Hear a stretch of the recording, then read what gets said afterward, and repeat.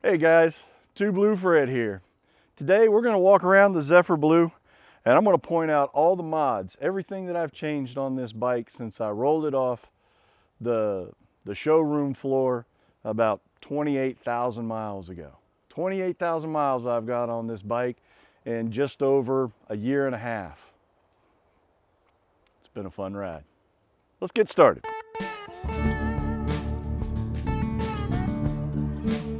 We're going to start in the front because that's where we are.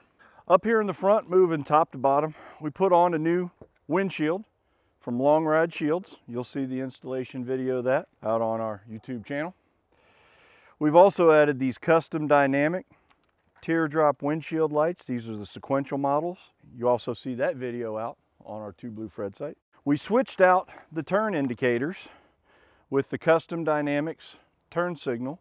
These stay white while you're rolling, and then when you turn on your indicator they flash yellow. We also added down here the Harley-Davidson highway fog driving lights. There is an auxiliary switch that had to be added in the dash panel, which I'll show you, that goes along with these. Up here in the front we added these little caps right here over the bolts, the axle, for the axle bolt. When I bought the bike, it had a lot of pieces on it that were still chrome or silver, even though I bought a blacked out version, so I kind of went a little bit anal. I'm gonna let that sink in for just a minute. And we changed out a lot of the parts to make them black parts. Let's go ahead and move around to the high side of the bike. You'll see over here our foot pegs. We've got some highway pegs with some long bars. I bought a lot of the Harley parts from, there's a couple of sites that offer you some decent discounts off of what Harley generally charges. If you're interested in what sites those are, leave us a comment down below. So up here in your instrument cluster, you're going to see several different things that point us to other items. Just starting up here with the most forward is the speakers.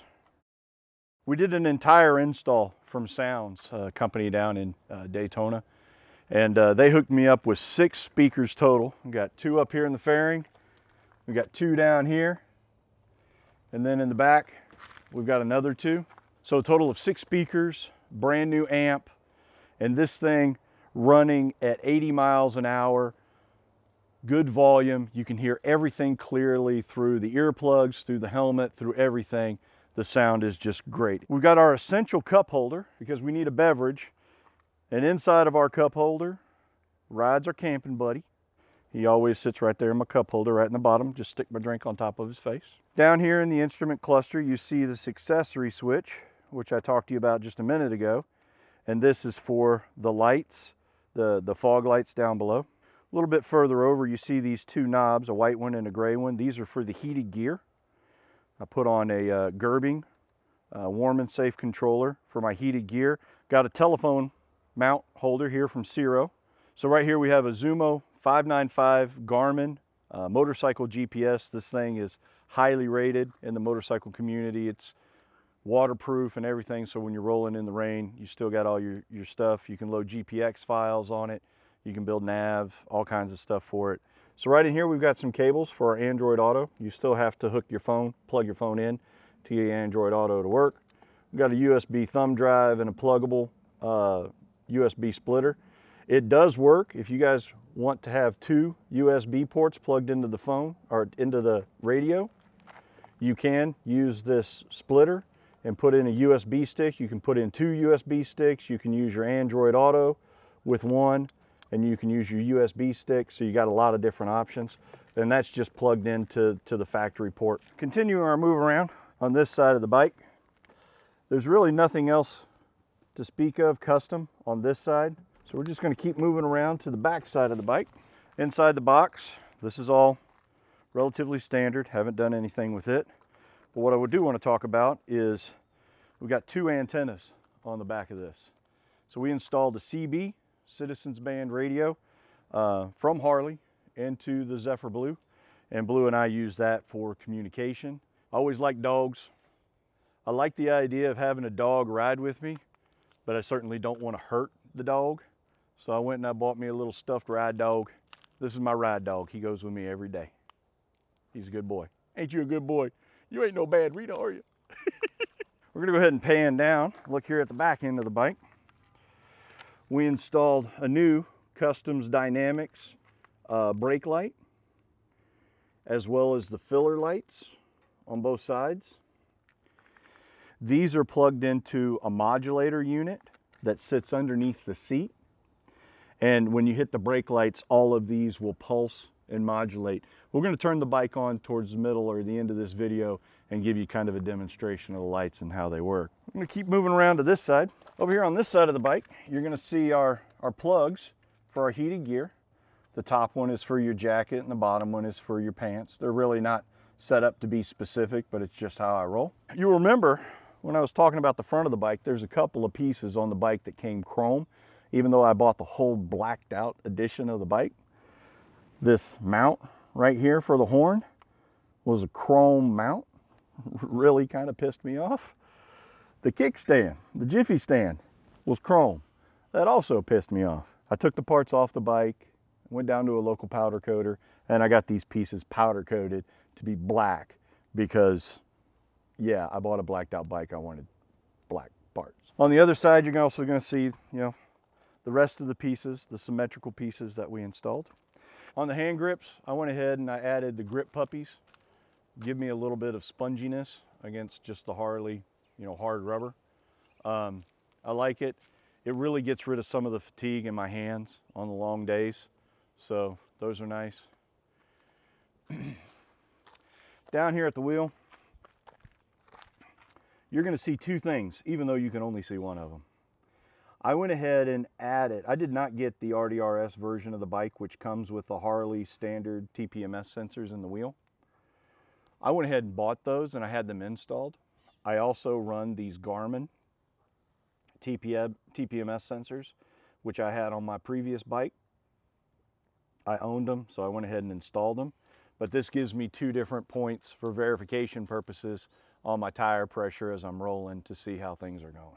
And last, but certainly not least, the seat. The Harley stock seat is not something you would want to sit on for more than an hour. So I went ahead and I bought the Mustang extended reach seat because I'm a 6 foot tall guy. So I went ahead and bought the seat that gives me a little bit more room. This is also the heated version of this seat. You'll see the heated controls right here on the side. You've got a high, you've got a low. And I can tell you right now, you set this thing on high and you sit on it, it'll set your butt on fire. So we'll come back.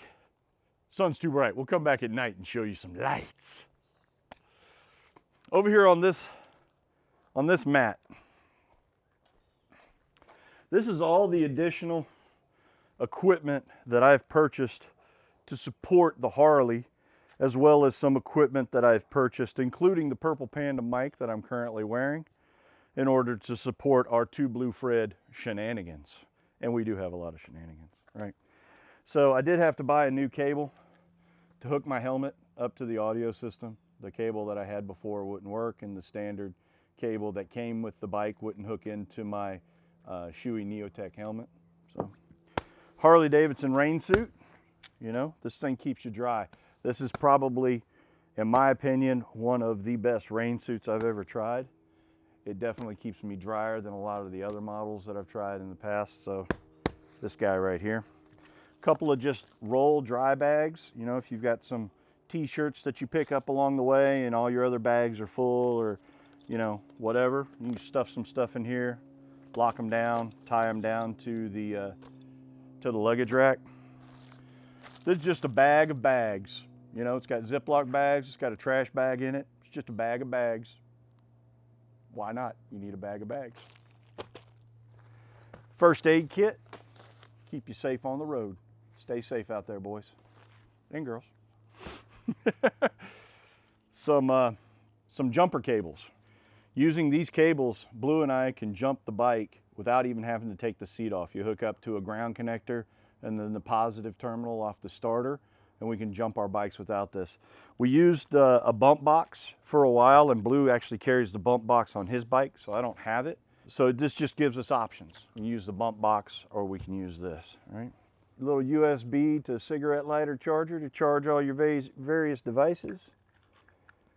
A shroud to keep the GoPro camera nice and safe.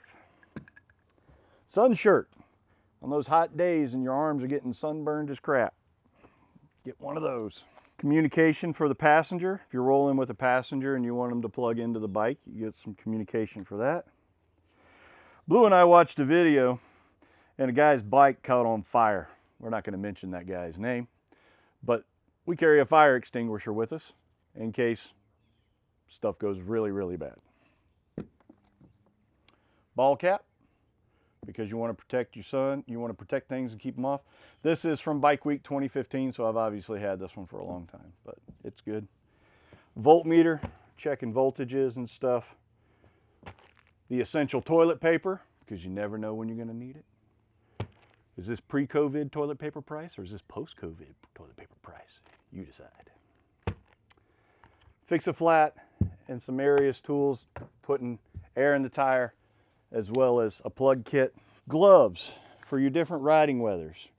Got your fingerless gloves for those hot days, thin gloves for a little bit cooler, a little bit thicker, and then these puppies, they're going to keep you warm at just about most temperatures.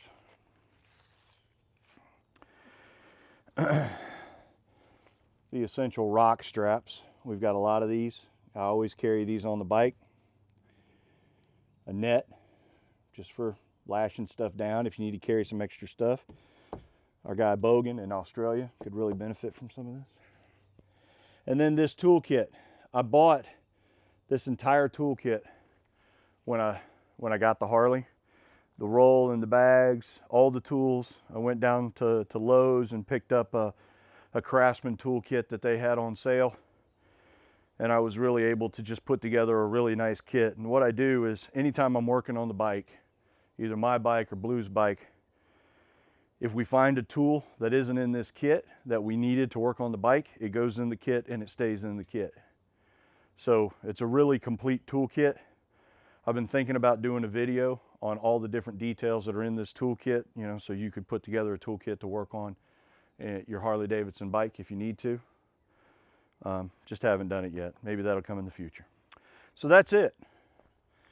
That is everything that I've done to or purchased because of this bike since I bought it. Why don't you take a look at it? If you have an idea of how much money I have spent on this motorcycle, leave me a note down in the comment. Person with the closest exact figure, I'll buy you a beer the next time I see you. How's that? This is Two Blue Fred. We appreciate you coming along and listening to this video of all the things that we've done to the Zephyr Blue. If you have any questions on any of the items specifically that I purchased, let me know down in the comments section. I'll send you a link to it, hook you up with any details that I have, answer any questions about my process and what I went through. Hope you enjoyed it. This is Two Blue Fred. Frickin' ride every day.